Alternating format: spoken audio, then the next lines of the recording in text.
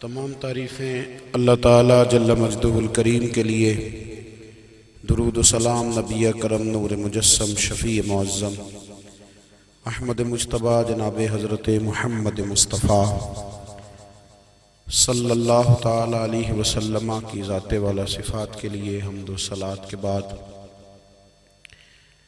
عزیز دوستو، بزرگوں اور بھائیوں، انسان کھائے پیے سوئے جاگے تو اس کے جسم کی ضروریات پوری ہوتی ہیں، لیکن جب وہ اللہ کا ذکر کرتا ہے، نماز پڑھتا ہے، دعا مانگتا ہے، استغفار پڑھتا ہے، درود و سلام کے گجرے پیش کرتا ہے، تو پھر اس کی روحانی ضروریات پوری ہوتی ہیں۔ آج جس زمانے میں ہم وقت گزار رہے ہیں، لوگوں کی جسمانی ضروریات پوری کرنے کے لیے، غذائی ضروریات پوری کرنے کے لیے بہت سارے بندوبست کیے جا رہے ہیں، لیکن جتنا لوگ اپنی ظاہری ضروریات میں خود کفیل ہوتے جا رہے ہیں، اتنا ہی زیادہ وہ روحانی طور پر کمزور ہوتے جا رہے ہیں۔ گھنٹوں بیٹھ کر گپ شپ کرنے والے لوگوں کے لیے تھوڑی دیر بھی ذکر الہی کرنا مشکل ہو جاتا ہے۔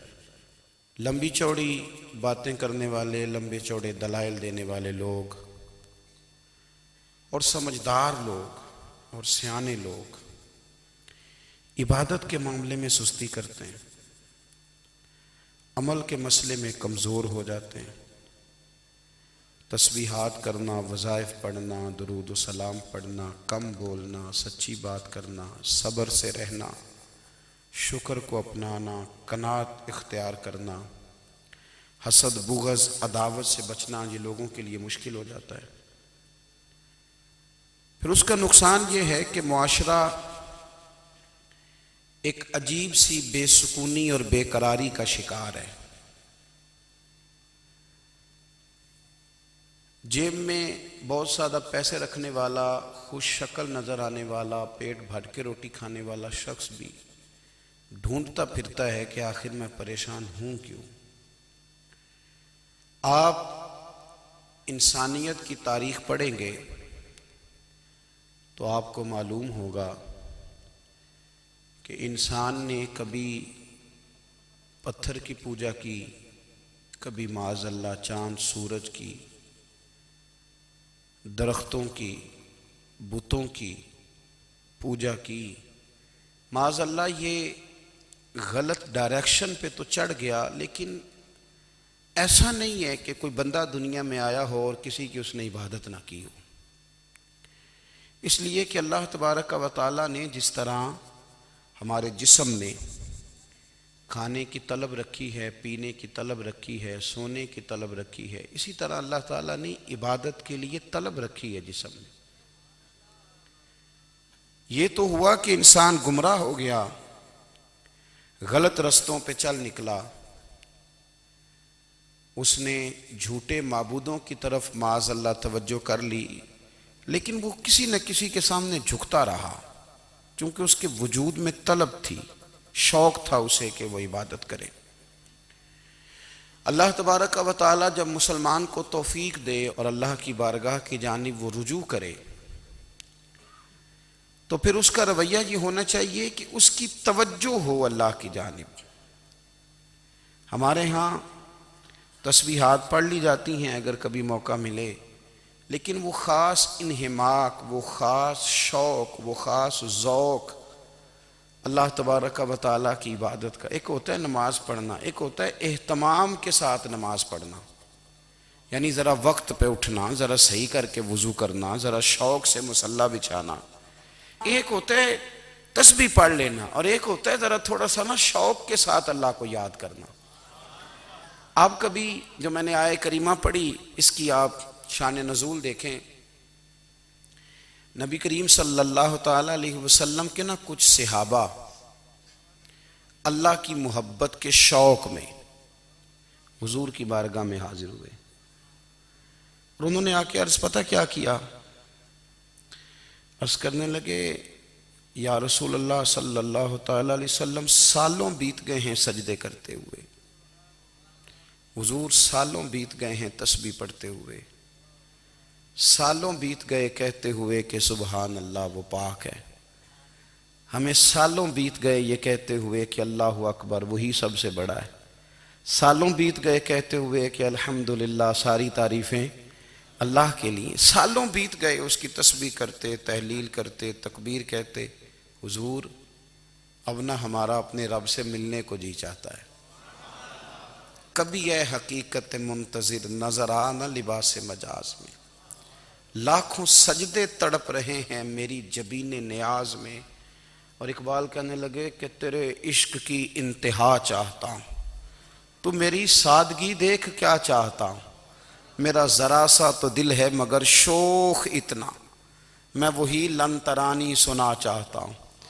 میرا بھی دل کرتا ہے کہ اللہ میں تجھے کہوں میں تجھے دیکھنا چاہتا ہوں، جس طرح حضرت موسیٰ کلیم علیہ السلام نے کہا تھا، اور تو مجھے کہے کہ لن ترانی تو نہیں دیکھ سکتا، ذرا سا تو دل ہے مگر شوخ اتنا، میں بھی وہی لن ترانی سنا چاہتا ہوں۔ پھر کہنے لگے بھری بزم میں راز کی بات کہہ دی، بڑا بے ادب ہوں سزا چاہتا ہوں۔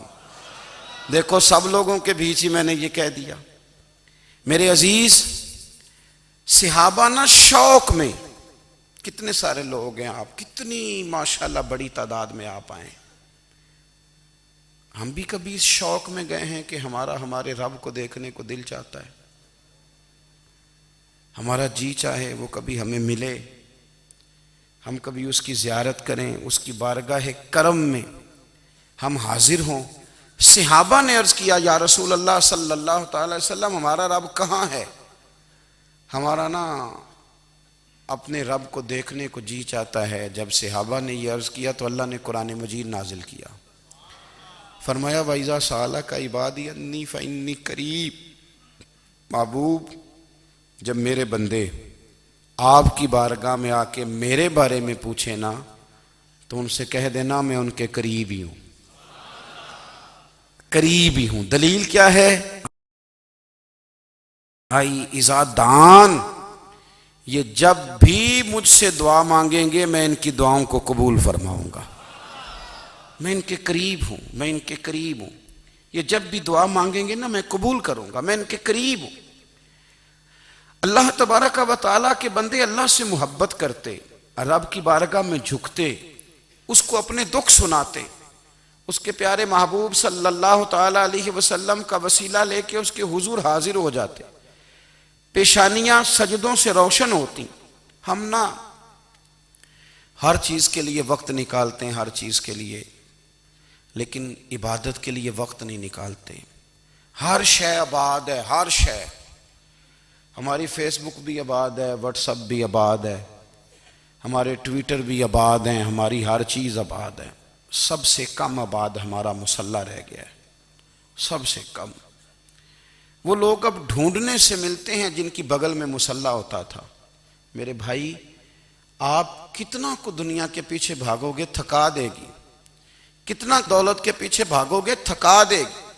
آپ جب اپنی زندگی میں جمع تفریق کرو گے نا تو مرتے وقت احساس ہوگا کہ سارا کچھ تو لوگوں کے لیے کیا، اپنے لیے تو کر ہی کچھ نہیں سکے۔ اور ہم عبادت کے معاملے میں بہانے بازی بھی کرتے ہیں، ہم کہتے ہیں اوہو رزق کمانا بھی تو عبادت ہی ہے نا، تو میں حلال روزی کے لیے جا رہا ہوں، یہ بھی تو عبادت ہے نا۔ میری طرح کے لوگ کہہ دیتے ہیں کہ میں سویرے اٹھ کے مدرسے میں کچھ اسباق دیکھتا ہوں تو یہ بھی تو عبادت ہے، میں بیان کرنے کے لیے مطالعہ کرتا ہوں تو یہ بھی تو عبادت ہے نا، اتنے لمبے سفر کر کے ملک میں دنیا میں گھومتا ہوں تو یہ بھی تو میں عبادت ہی کر رہا ہوں۔ اب اسپیشل نفلوں کے لیے وقت کس طرح نکلے، اسپیشل کر کے تسبیح میں کیسے چلاؤں، میں سارا کچھ ہم بہانے بنا لیتے ہیں نا۔ میرا سوال یہ ہے کہ یہ ساری باتیں صحابہ کو، نبی کریم کو، دیگر لوگوں کو بھی تو پتہ تھی نا، لیکن آپ غور تو کریں 23 سال حضور کو وقت ملا، مختصر وقت ظاہراً تبلیغ کرنے کے لیے، پوری دنیا میں دین بھی پھیلانا ہے۔ گھر میں 11 ازواج ہیں، 4 بیٹیاں ہیں، ان کی اولادیں، سارے کام کاج بھی دیکھنے ہیں، لیکن سیدہ طیبہ طاہرہ حضرت عائشہ صدیقہ رضی اللہ تعالیٰ عنہ فرماتی ہیں سارا دن تبلیغ کرتے، ہر غلام کے دکھ سنتے، گھر میں آتے تو اپنے گھر والوں کا خیال کرتے، کام میں ہمارا ہاتھ بٹاتے۔ قربان جاؤں، کہتی ہیں زمانہ سارا سو جاتا لیکن آمنہ کے لال مصلی بچھا لیتے۔ دنیا سو گئی ساری، سب سو گئے، جو خدام تھے، وہ جو غلام تھے، وہ سو گئے۔ صحیح مسلم میں لفظ ملیں گے، سیدہ پاک فرماتی ہیں او میرے نبی کے غلاموں، میں نے یہ رنگ بھی دیکھا ہے کہ حضور نے اتنا کھڑے رہے، اتنا قیام کیا، اتنا قیام کیا کہ مقدس پیروں میں ورم آ گئے، سوج گئے پیر، اتنے بڑے۔ دل پہ ہاتھ رکھ کے نہیں بتا سکتا کہ میرے کبھی نماز میں پیر سوج گئے ہوں، کوئی نہیں بتا سکتا۔ بچوں کی روٹی کماتے تھک گئے بات الگ ہے، ہم سیر کرنے گئے تو تھک گئے بات الگ ہے، لیکن عبادت میں یہ بھی تو مسلم شریف ہے نا، یہ بھی تو دین ہے نا، یہ بھی تو حضور کی سنت ہے، یہ بھی تو وہ چیز ہے جو کریم کی آنکھوں کی ٹھنڈک ہے۔ سیدہ فرماتی ہیں پیروں میں ورم آ گئے، اور ساری رات ہی حضور نے نماز پڑھی اور ایک ہی آیت بار بار دہرائی۔ مسجد نبوی میں بلال حبشی نے فجر کی اذان دے دی اور حضور ابھی مصلی پہ تھے، کریم فارغ ہوئے۔ میں نے عرض کی یا رسول اللہ صلی اللہ علیہ وسلم، آپ کے تو صدقے اللہ اگلے پچھلوں کے گناہ معاف کرے گا، تو آپ اتنی آہوزاری کیوں فرماتے ہیں؟ آپ تو شفیع ہیں، آپ تو انبیاء کے امام ہیں۔ تو حضور نے فرمایا عائشہ تم نے گنوایا ہے نا میرے اللہ کی مجھ پر کتنی رحمت ہے، افلا اکون عبدا شکورا، فرمایا اگر اس نے اتنی نعمتیں دی ہیں تو کیا میں اس کا شکر گزار بندہ نہ بنوں؟ میں شکر گزار بندہ نہ بنوں اس کا؟ پھر اگر اتنی نعمتیں اس نے دی ہیں، مجھے اتنا نوازا ہے، تو پھر میں اس کے سامنے سجدے نہ کروں؟ او میرے بھائی، بڑے قابل فخر لوگ ہیں ہم کہ ہم نبی پاک کے غلام ہیں، ہم قابل فخر ہیں کہ نبی کریم کے غلام ہیں۔ کیا کبھی اس غلامی کے شکرانے میں بھی دو نفل پڑھے کہ یا اللہ تیرا شکر ہے تو نے ہمیں حضور کا غلام بنایا ہے؟ یاد رکھیں کہ اپنی روحانی زندگی کو آباد کریں، استغفار پڑھیں، تسبیحات کریں۔ حضرت عبداللہ ابن عمر رضی اللہ تعالیٰ عنہ حضرت عمر کے صاحبزادے، مکہ مکرمہ میں ان کی قبر ہے۔ میں نے جب انہیں پڑھا تو مجھے ان سے بڑا پیار ہو گیا، لیکن آپ کو پتہ ہے وہاں جا کے کسی شخص کا مزار تلاش کرنا یا پوچھنا ایک مشکل کام ہوتا ہے۔ تو ایک دفعہ میں مکہ شریف میں حاضر تھا، تو ایک گاڑی والا ڈرائیور مجھے کہنے لگا کہ مولانا میں آپ کو جانتا ہوں، مجھے آپ سے محبت ہے، ایک بات بتاؤں آپ کو؟ میں نے کہا بتاؤ۔ کہنے لگے حضرت عبداللہ ابن عمر کی قبر دیکھنی ہے۔ میں نے کہا یہ تو نہیں کہہ رہا، یہ کسی نے بندوبست کرایا ہے، یہ اللہ نے تیرے دل میں بات ڈالی ہے، یہ ہو گیا تو لے چل مجھے۔ حضرت عبداللہ ابن عمر کو نبی پاک نے فرمایا تھا راجل صالح، یہ نیک بندہ ہے، یہ متقی آدمی۔ حضرت عبداللہ ابن عمر رضی اللہ تعالیٰ عنہ سیدنا فاروق اعظم رضی اللہ تعالیٰ عنہ کے صاحبزادے ہیں، اور ان کی ہمشیرہ سیدہ حفصہ رضی اللہ تعالیٰ عنہ حضور کی زوجہ محترمہ ہیں۔ ایک دن اپنی ہمشیرہ سے کہنے لگے کہ نبی کریم صلی اللہ تعالیٰ علیہ وسلم گھر میں آئے نا، اور اگر حضور غم امت میں پریشان نہ ہوں، طبیعت کو حشاش بشاش دیکھو، تو ذرا پوچھنا تو صحیح حضور کا میرے بارے میں کیا خیال ہے، پوچھنا تو صحیح کہ کریم کی بارگاہ میں میرا کیا مقام ہے، میرے بارے میں حضور کیا فرماتے ہیں۔ اب بہن کو کام بتائے، اور بتائے بھی بھائی، اور پھر بہن وہ کام نہ کرے، یہ تاریخ میں ہوتا نہیں۔ حضرت عمر فاروق رضی اللہ تعالیٰ عنہ کی صاحبزادی ام المومنین رضی اللہ تعالیٰ عنہ فرماتی ہیں کہ میں تو بس منتظر تھی، انہوں نے تو کہا تھا نا کہ اگر تم حشاش بشاش دیکھو تو بات کرنا، لیکن حضور تشریف لائے، میری باری تھی، میرے گھر تشریف لائے، کھانا پیش کیا تو فوراً میں نے عرض کی حضور ایک بات پوچھنی تھی۔ تو حضور نے فرمایا پوچھئے۔ میں نے عرض کی حضور میرے بھائی عبداللہ ابن عمر کے بارے میں آپ کا کیا خیال ہے؟ نوجوانوں میری بات پہ غور کرنا، میرے بھائی کے بارے میں آپ کا کیا خیال ہے؟ تو نبی کریم صلی اللہ تعالیٰ علیہ وآلہ وسلم نے میری طرف دیکھا، اور پھر حضور زیر لب تھوڑا مسکرائے، اور بریلی کے امام کہتے ہیں کہ حضور مسکرا دیتے تھے نا تو جو بڑا دکھی ہوتا تھا وہ بھی ہنس پڑتا تھا۔ اب سوال پیدا ہوتا تھا کہ پھر تو اس مسکراہٹ کے لیے انتظار کرنا پڑتا ہوگا کئی کئی مہینے کہ حضور مسکرائیں تو رونے والے ہنسیں، تو اعلیٰ حضرت فرماتے نہیں، انتظار نہیں کرنا پڑتا، یہ مسکراتے رہنا تو حضور کی عادت ہے۔ جس کی تسکین سے روتے ہوئے ہنس پڑے اس تبسم کی عادت پہ لاکھوں سلام۔ یعنی یہ تو عادت ہے حضور کی مسکراتے رہنا، اس کے لیے انتظار نہیں کرنا پڑتا۔ بھائیو آپ خیال رکھیں گے، غور کریں گے، حضرت عبداللہ ابن عمر رضی اللہ تعالیٰ عنہ کے بارے میں پوچھا تو سیدہ فرماتی ہیں کہ نبی کریم صلی اللہ تعالیٰ علیہ وسلم نہ زیر لب مسکرائے اور فرمایا حفصہ تیرا بھائی ہے تو اچھا، لیکن میں نے سنا ہے کہ عشاء کی نماز پڑھتا ہے تو فجر تک سویا ہی رہتا ہے۔ او نوجوانوں، 10 بجے تک سونے کی بات نہیں ہوئی، 9 بجے تک سونے کی بات نہیں ہوئی، 11 بجے اٹھنے کی بات نہیں۔ حضور فرمانے لگے میں نے سنا ہے کہ عشاء کی نماز پڑھ کے سو جاتا ہے اور فجر تک سویا ہی رہتا ہے، اسے چاہیے کہ تہجد کے وقت اٹھا کرے، اللہ کی بارگاہ میں حاضر ہوا کرے، آہوزاری کرے، سجدے کرے، عبادت کرے، اٹھتا ہے اور فجر میں جا کے اٹھتا ہے۔ حضرت جناب حفصہ رضی اللہ تعالیٰ عنہ کہتی ہے میں نے جناب عبداللہ ابن عمر کو پیغام دیا اور میں نے کہا میرے جوان بھائی سن، نبی پاک نے فرمایا ہے تو اچھا پر تہجد میں نہیں اٹھتا، نفل نہیں پڑھتا۔ او میری ملت کے جوانوں، مزہ نہیں آ جاتا جب ساری دنیا سوئی ہو، ساری دنیا، اور بستر بھی گرم ہو اور نیند بھی پورا غلبہ کر رہی ہو، اور اچانک گھنٹی بجے دماغ میں، آنکھ کھلے، گھڑی پہ نظر پڑے، 3:30 4 بجے کا پیغام گھڑی بتائے، اور کوئی چڑھتی جوانی والا اٹھ کے وضو کرے، اور جب وہ مصلی کھول کے بچھائے تو مدینے والے محبوب کہتے ہیں کہ ہر نماز پہ رب ثواب دیتا ہے، اور جو اٹھ کے تہجد کی نماز پڑھے اسے دیکھ کے تو رب مسکراتا ہے، جو اس کی شان کے لائق ہے، جو اس کی شان کے لائق، وہ مسکراتا ہے، خوش ہوتا ہے کہ میرا بندہ تہجد میں اٹھ گیا، وہ مسکراتا ہے۔ کاش ہماری صبحیں کبھی اپنے مالک کے نام ہو جائیں، کاش کے صبحیں۔ حضرت ابو الحسن رحمۃ اللہ تعالیٰ علیہ حضرت معاذ ابن جبل رضی اللہ تعالیٰ عنہ کے پاس بیٹھا کرتے تھے، فرماتے ہیں ان سے جو پیار بڑھا تو پھر میرا مصلی سے بھی بڑھ گیا۔ تابعین فرماتے ہیں صحابی رسول سے محبت ہوئی تو ذکر سے بھی ہو گئی، پھر درود شریف سے بھی ہو گئی، محبت ان سے بڑھی تو پھر اللہ نے مسجد کا پیار بھی بڑھا دیا۔ آپ فرماتے ہیں کہ میری ہر وقت طبیعت چاہتی تھی کہ بس اللہ اللہ کروں، بس اللہ اللہ کروں، بس نہ میں ذرا تھوڑی جان چھڑاؤں لوگوں سے، کوئی 10 منٹ ملے تو میں کوئی 4 نفل پڑھ لوں، میں تھوڑا سا نہ بچوں لوگوں سے، اور مجھے تسبیح ملے تو میں نہ کوئی 400-500 دفعہ استغفار پڑھوں، سبحان اللہ، الحمدللہ، اللہ اکبر، لا حول ولا قوت الا باللہ، میں نہ تسبیحات پڑھوں۔ فرماتے ہیں کہ بچے تھے گھر میں 6-7، غربت تھی، کام ملتا کوئی نہیں تھا،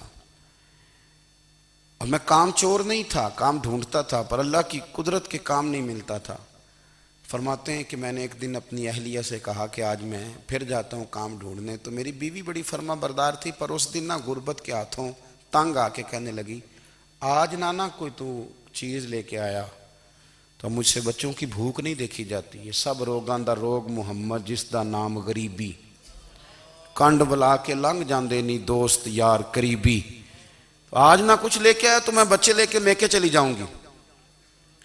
شیخ فرماتے ہیں کہ میں بڑا پریشان گھر سے نکلا، پر میں نے صبح سے لے کے زور تک کام ڈھونڈا، کام ملا کوئی نہیں، تو میرے دل میں خیال آیا چلو کام نہیں ملتا تو اللہ اللہ تو کرے نا، چلو بندوں کی مزدوری نہیں ملتی تو رب کریم کی عبادت ہی کرتے ہیں۔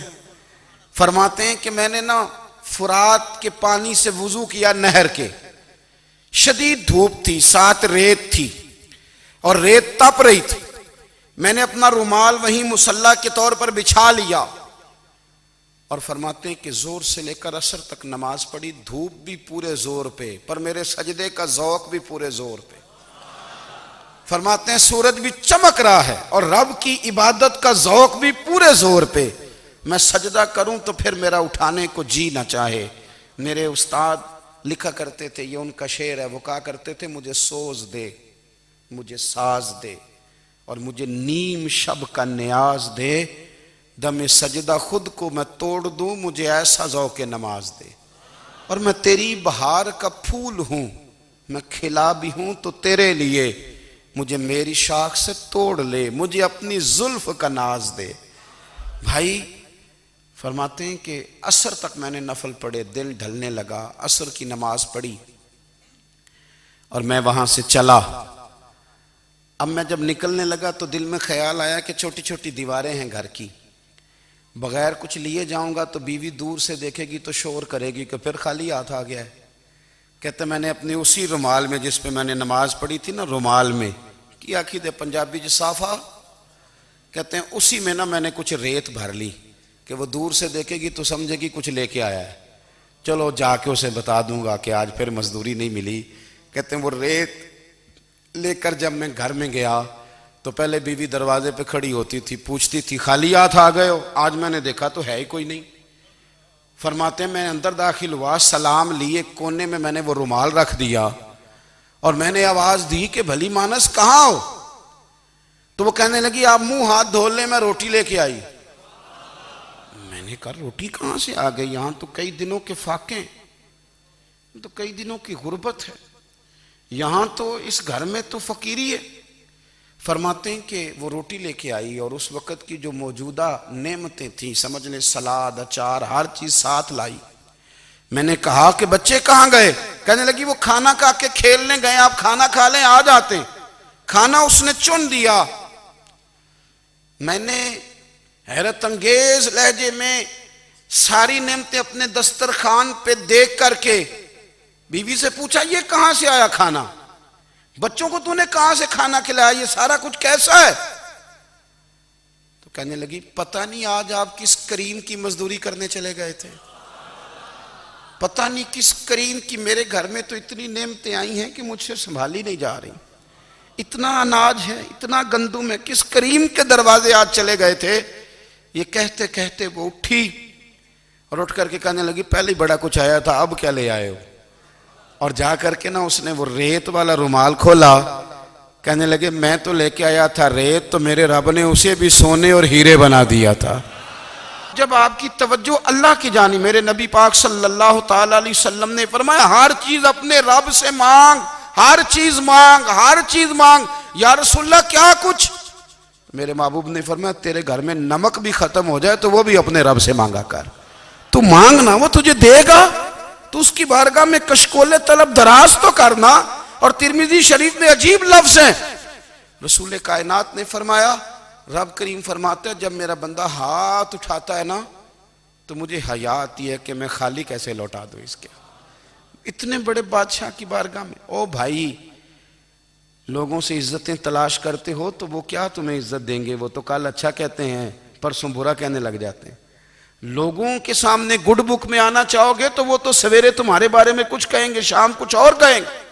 اپنی روحانی زندگی آباد کریں، اپنے مسلح کو وقت دیں، اور دنیا سے چھپ کر اس موبائل کو بند کر کے اور اپنے آپ سے بھی چھپ کے اور تنہا ہو کے چھپا کے سارا کچھ اپنے آنسو اپنے رب کی بارگاہ میں پیش کریں، اس کے حضور حاضری دیں۔ سنو نا ترمذی کی حدیث، اور اسے یاد رکھنا، نبی پاک علیہ السلام نے فرمایا اپنے دکھ لوگوں کے سامنے نہ بیان کرنا، سیٹھوں نوابوں کو نہ بتاتے پھرنا، دنیا داروں کے سامنے جا کے نہ رونا کہ میں تکلیف میں ہوں۔ فرمایا اگر دنیا داروں کو دکھ بتاؤ گے رب تمہیں کبھی غنی نہیں کرے گا، اور لوگ ہیں کہ الٹا مذاق اڑائیں گے۔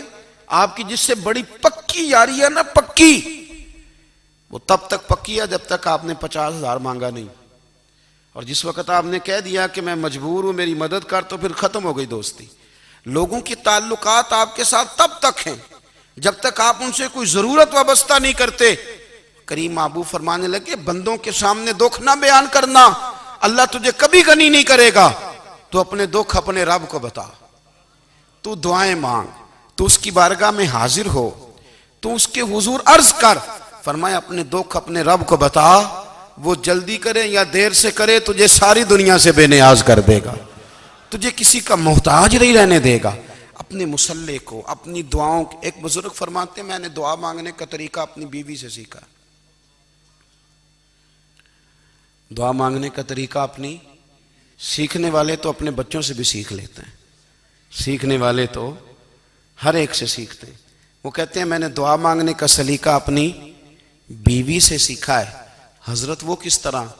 فرمانے لگے میری بیوی نے نا مجھے کوئی کام بتایا، کچھ پیسوں کی ضرورت کے لیے کہا، تو میں نے اسے کہا کہ بھئی ابھی میرے پاس نہیں ہے، کچھ دنوں میں آتے ہیں تو میں دے دوں گا.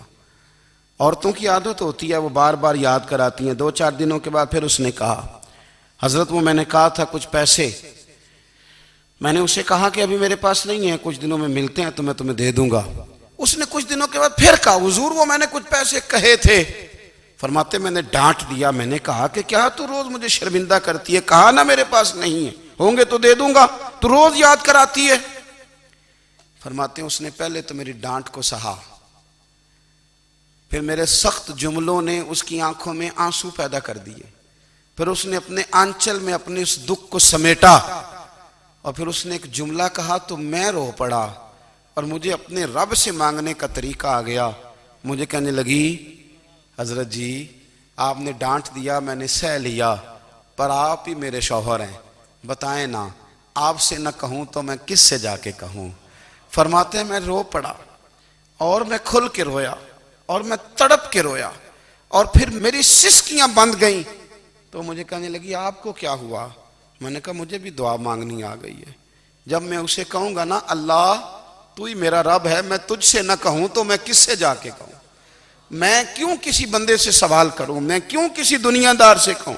میں تیرے بندوں کا، نیک بندوں کا وسیلہ لے کے، تیرے محبوب کی غلامی لے کے تیری بارگاہ میں آیا، تجھ سے نہ مانگوں تو کس سے مانگوں؟ سمجھ آ گئی ہے جب میں اس رنگ میں مانگوں گا تو پھر رب میرے اوپر بڑا ہی فضل فرمائے گا، وہ میرے اوپر بڑی رحمت کرے گا، وہ میرے لیے آسانیاں کرے. عزیز دوستو ہم اس طرح کرنے لگ گئے ہیں کہ ہم نے نا اپنے تعلقات پر اعتماد کرنا شروع کر دیا ہے.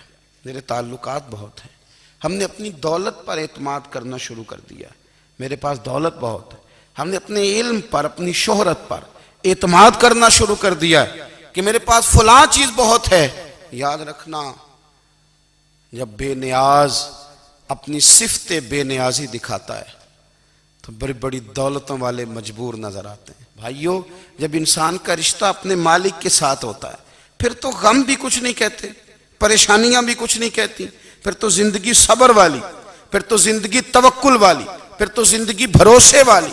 پھر انسان اپنے آپ کو رسوا نہیں کرتا، دنیا داروں سے امیدیں اس کی ختم ہو جاتی، امیدیں اللہ رسول سے لگا لیتا ہے، مضبوط ہو جاتا ہے، مضبوط، طاقتور ہو جاتا ہے، خوددار ہو جاتا ہے، باوقار باعزت ہو جاتا ہے. حضرت بہلول دانا رحمت اللہ علیہ بیٹھے تھے تو ہارون رشید حج کر کے آ رہا تھا، تو رستے میں حضرت شیخ سے ملاقات ہو گئی تو السلام علیکم کے بعد کہنے لگا حضور کوئی حکم ہو تو بتائیے گا. تو حضرت بہلول دانا فرمانے لگے تیرا رب کون ہے؟ اس نے کہا اللہ. تو فرمایا میرا کون ہے؟ کہا اللہ. فرمانے لگے تو بڑا ہی بیوقوف ہے، کیا تو یہ سمجھتا ہے کہ رب ہارون رشید کو تو دے گا اور بہلول دانا کو بھول جائے گا؟ تیرا بھی وہی رب ہے، میرا بھی وہی رب ہے. اس نے اگر تجھے دے کے آزمایا ہے تو ہو سکتا ہے مجھے نہ دے کے آزما رہا ہو. جب اس کی حکمت کے تقاضے ہوں گے تو عطا کرے گا اور دے گا. تو جا اپنا کام کر. بھائی اپنی روحانی زندگی، اپنی عبادات، اپنے وظائف، اپنے روزمرہ کے معاملات، اپنی دعائیں، اپنا استغفار. دیکھو کوئی مشکل کام تو نہیں، 2 رکوع ہیں سورہ واقعہ کے اگر رات کو پڑھ لی جائے تو. میں کس طرح یہ بات بیان کروں کہ تعویذ بانٹنا آسان ہے اور وظیفہ بتانا مشکل ہے. سارا دن تعویذ بانٹیں تو لوگ لینے کو تیار ہیں، اور اگر آپ وظیفہ بتائیں تو کہتے ہیں تو مشکل کام ہے. او خدا کے بندے، اگر آپ کا تعلق قرآن پاک کے ساتھ مضبوط ہو، قرآن پاک کے ساتھ اگر آپ کا رشتہ ہو، لوگ سفارشیں ڈھونڈتے ہیں نا دنیا میں، کوئی تعلق مل جائے تو میرا کام ہو جائے. دنیا میں اتنا مشکل معاملہ ہے، آخرت میں مجھے بتائیے گا کتنا مشکل معاملہ ہوگا. میرے نبی پاک صلی اللہ تعالیٰ علیہ وسلم نے فرمایا جو لوگ سورہ ملک پڑھا کرتے تھے نا، سورہ ملک، یہ سورت ملک قیامت میں ان کی سفارش کرے گی. اور اس طرح کرے گی کہ کہے گی اے اللہ یہاں اس بندے کو جنت میں داخل کر دے یا مجھے قرآن پاک سے علیحدہ کر دے. تو رب فرمائے گا جا اس کا دامن تھام کے اسے جنت تک پہنچایا. آپ بات کو سمجھیں. جب آپ کے تعلقات اپنے معاملات کے ساتھ مضبوط ہوں گے، یہ نبی کریم نے وعدہ کیا ہے کہ تو سورت واقعہ پڑھ تیرے گھر میں فاقہ نہیں آئے گا. حضرت عبداللہ ابن مسعود رضی اللہ تعالیٰ عنہ بیمار تھے تو حضرت عثمان غنی رضی اللہ تعالیٰ عنہ تیمارداری کے لیے تشریف لے گئے اور جا کر کے کہا کہ آپ بڑے بیمار ہیں، آپ کی بیٹیاں زیادہ ہیں، میں چاہتا ہوں کہ خزانے میں سے کچھ مدد کروں. تو سیدنا عبداللہ ابن مسعود رضی اللہ تعالیٰ عنہ اٹھ کے بیٹھ گئے اور کہنے لگے امیر المومنین، اللہ آپ کو میری طرف سے میری بیٹیوں کی طرف سے بہتر صلہ دے. میری بیٹیوں کو کسی خزانے کی ضرورت نہیں، میں نے انہیں خزانہ دے دیا ہے. کہا جناب آپ نے کون سا خزانہ دیا ہے، میں آپ کے مالی معاملات کو جانتا ہوں. تو فرمانے لگے امیر المومنین، میرے نبی کریم نے فرمایا ہے جو سورت واقعہ پڑھے اسے کبھی فاقہ نہیں آتا. میں نے بیٹیوں کو یاد کرا دی ہے، یہ خزانہ میں نے انہیں دے دیا ہے. وہ سارے والدین سنیں جو بیٹیوں کے لیے پریشان رہتے ہیں. حضرت عبداللہ ابن مسعود نصیحت کر رہے ہیں، فرمانے لگے میں نے سورت واقعہ یاد بھی کرا دی ہے، پڑھنے کی عادت بھی ڈال دی ہے. حضور نے فرمایا ہے جو سورت واقعہ پڑھے اسے فاقہ نہیں آتا. کہنے لگے چاند تو اپنی جگہ چھوڑ سکتا ہے، سورج گر سکتا ہے، تارے ٹوٹ سکتے ہیں، پر مدینے والے رسول کی بات غلط نہیں ہو سکتی. حضور نے فرمایا فاقہ نہیں آئے گا تو انشاءاللہ کبھی بھی نہیں آئے گا. کرنے کا کام یہ ہے کہ ہم اپنے معاملات، اپنی عبادات، اپنی دعائیں کبھی 10 منٹ عادت ہو جائے نا دعا مانگنے کی علیحدہ سے رات کو. حضور نے فرمایا جو فرض نماز کے بعد دعا مانگے اللہ اس کی قبول کر لیتا ہے. نبی پاک صلی اللہ تعالیٰ علیہ وسلم نے فرمایا اللہ مسافر کی دعا قبول فرماتا ہے. حضور نے فرمایا اللہ مظلوم کی دعا قبول فرماتا ہے. حضور نے فرمایا بیمار سے دعا کراؤ اللہ اس کی دعا قبول فرماتا ہے. میرے نبی پاک نے فرمایا ماں باپ جب بھی اولاد کے لیے ہاتھ اٹھائیں، ویسے تے بلے شاہ تو آسمانی اڈدیاں ہی پھڑ دیں، جڑا گھر بیٹھا انہوں بڑھیا ہی نہیں. حضور فرمانے لگے ماں باپ جب بھی اولاد کے لیے دعا فرمائیں اللہ ان کی دعا کو قبول کرتا ہے. آپ اپنا تعلق بنائیں دعا کے ساتھ، عبادت کے ساتھ، مصلی کے ساتھ رشتہ بنائیں، استغفار پڑھیں. صلاح الدین ایوبی صلیبی جنگوں میں تھے. رات کو مسجد اقصی میں نماز پڑھی تو پریشان تھے. ایک بزرگ سے ملاقات ہوئی تو وہ کہنے لگے کہ آپ بڑے پریشان ہیں. کہنے لگے حضور پریشان اس لیے ہوں کہ پہلے ہی مسلمان کمزور ہے، اب میں نے سنا ہے دشمن کا ایک بحری بیڑا وہ جنگی سامان سے بھرا ہوا آ رہا ہے، تو اب ان کے پاس اور تلواریں اور نیزے آ جائیں گے، مسلمانوں کے پاس پہلے ہی وسائل کی کمی ہے، پریشان ہو کس طرح کر کے مقابلہ کریں گے. یہ بات کہتے ہی صلاح الدین ایوبی نے بزرگوں سے کہا حضور آپ بھی دعا کرنا، دعا کی بڑی طاقت ہے. میرے نبی پاک نے فرمایا دعا مومن کا ہتھیار ہے، دعا مومن کا، دعا مومن کا. حضور نے فرمایا تقدیر کو سوائے دعا کے کوئی چیز نہیں بدل سکتی. دعا مومن کا ہتھیار ہے، یہ کافر کے پاس کوئی نہیں، یہ ہتھیار ہے مومن کا. اللہ کرے آپ کو سمجھ آئے. پھر سنیں کئی بار کہہ چکا ہوں یہ ہتھیار ہے. کافر کے مقابلے میں جو تیرے پاس سب سے بڑا ہتھیار ہے وہ دعا ہے. دعائیں کرانی چھوڑ دی، کرنی چھوڑ دی، لینی چھوڑ دی. حضرت سیدنا انس بن مالک رضی اللہ تعالیٰ عنہ فرمایا کرتے تھے میں نے وہ رنگ دیکھا ہے جب حضور دعا مانگتے تھے اور حضور کی مقدس آنکھوں میں آنسو بھی ساتھ ہی بہا کرتے تھے، میں نے وہ انداز دیکھا ہے. تو صلاح الدین ایوبی بزرگ سے کہنے لگے آپ بھی دعا کیجیے، اور خود رونے لگے اور سر سجدے میں رکھ کے رونے لگے اور عشاء سے لے کر فجر تک روئے، خوب روئے.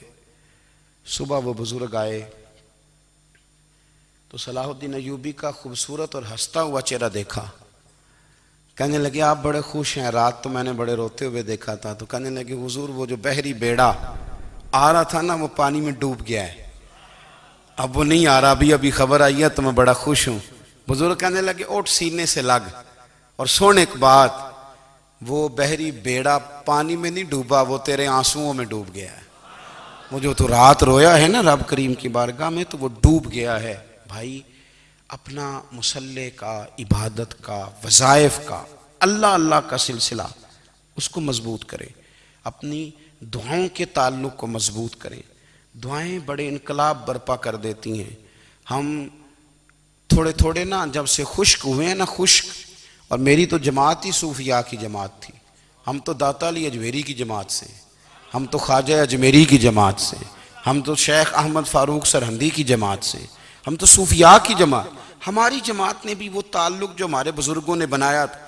بزرگ اللہ کے قریب کیسے جاتا ہے؟ ہمارے یہاں نا بہت سارے لوگ کہتے ہیں جی نظر ہو گئی تو کام ہو گیا۔ بھئی جو بخاری مسلم میں طریقہ ہے نا اللہ کا قرب پانے کا، وہ تو نفل ہے۔ نبی کریم علیہ السلام نے فرمایا بندہ نفلوں کے ذریعے رب کے قریب جاتا ہے، اور اتنا قریب جاتا ہے کہ پھر اللہ اس کی زبان بن جاتا ہے، اللہ اس کی آنکھیں بن جاتا ہے، کان بن جاتا ہے، ہاتھ اور پیر بن جاتا ہے۔ تو یہ تو عبادت ہے، یہ تو اللہ کی بارگاہ کی حاضری ہے جو آپ کو اللہ کے قریب کرے گی۔ تو اپنے نماز کو اہمیت دے کے ادا کریں، نمازیں موبائل بند کر کے ادا کریں۔ دیکھیں نا کچھ لوگ کہتے ہیں مجھے ٹائم نہیں ملتا نماز کا، تو میں کہتا ہوں یہ آپ نے بڑی جرت کی بات کی ہے۔ مجھے کو میرا پیر بھائی کہہ دینا میرے پاس ٹائم نہیں آپ کو ملنے کا، تو میں کہتا ہوں آج کے بعد آنا ہی نہ۔ تو کیا سمجھتا ہے تو بہت بڑا آدمی ہے، تیرے پاس ٹائم نہیں ہے اور ہمیں ملنے کا ٹائم، موج کر۔ تو آپ نے اللہ رسول کو ہی کہہ دیا ٹائم نہیں۔ اور عجیب فلسفہ ہے نا، کہا جائے نماز پڑھنے آؤ تو کہتے ہیں کپڑے ٹھیک نہیں، اور کہا جائے کہ آؤ ذرا دعوت پہ چلیں تو کہتے ہیں 1 منٹ ٹھہر میں کپڑے بدل کے آیا۔ نماز کے لیے کہا تو کہتا ٹھیک نہیں، دعوت کے لیے کہا تو کہتا میں ذرا تیاری کر لوں، یوں جانا مناسب نہیں۔ یہ معاملہ ٹھیک نہیں۔ رب تو فرماتا ہے کہ جب تم مسجد میں آ تو زینت اختیار کر کے آ، خوب ذوق سے دعا مانگیں، خوب شوق سے نماز پڑھیں، خوب استغفار کا مزاج بنائیں۔ آپ لوگوں کے بیچ رہ کے سوکھ حاصل کرنا چاہتے ہیں، لیکن آپ کو پتہ ہے کئی مہینے غار حرا میں رہنا بھی مدینے والے محبوب کا طریقہ ہے۔ ہر سال اعتکاف بیٹھنا الگ سے، یہ بھی حضور کا طریقہ ہے۔ مسجد نبوی کے اندر دروازہ کھلتا تھا نبی کریم کا، پر گھر کے اندر نفل پڑھے نبی پاک نے۔ اور حضور فرماتے ہیں کچھ نفل نماز گھر میں بھی پڑھا کرو، گھر کو قبرستان نہ بناؤ۔ ہمارا گھر اللہ کے ذکر سے آباد ہوگا۔ اگر ہم نماز پڑھیں گے نا، میں جب سنت پڑھنے کے لیے گھر میں کھڑا ہوتا ہوں تو میرا جو 2.5-3 سال کا بیٹا ہے نا، وہ بھی میرے ساتھ نماز پڑھنی شروع کر دے۔ اسے پتہ کوئی نہیں نماز کیا ہوتی ہے، لیکن وہ بھی نا سجدہ نہ بھی کرنا ہے تو ساتھ لیٹ ضرور جاتا ہے۔ پتہ چلا بچے لیکچر دینے سے نماز نہیں پڑھتے، نماز شروع کر دیں تو بچے بھی شروع کر دیتے ہیں۔ ہم جب پریشان ہوتے ہیں تو لیکچر دیتے ہیں، تو لیکچر تو باہر شاید چل جائے، گھر میں کیسے چلے گا؟ گھر میں تو عمل چلے گا۔ تو میرے عزیز، آج کے اس روحانی اجتماع میں ہمارے دوستوں نے جو محنت کی، ہم نے بار بار اپنی نیت سے پوچھا خدا ہمیں معاف کرے اگر کوئی ذاتی شہرت ہے، کوئی ہمارے ذاتی مفادات ہیں، رب ہمیں ہدایت دے۔ ہماری یہ خواہش تھی کہ روحانی اجتماع ہمیں تھوڑا سا اللہ اور اس کے رسول کے جانب مائل کرے، کچھ ہمارا رشتہ مصلی کے ساتھ مضبوط کرے۔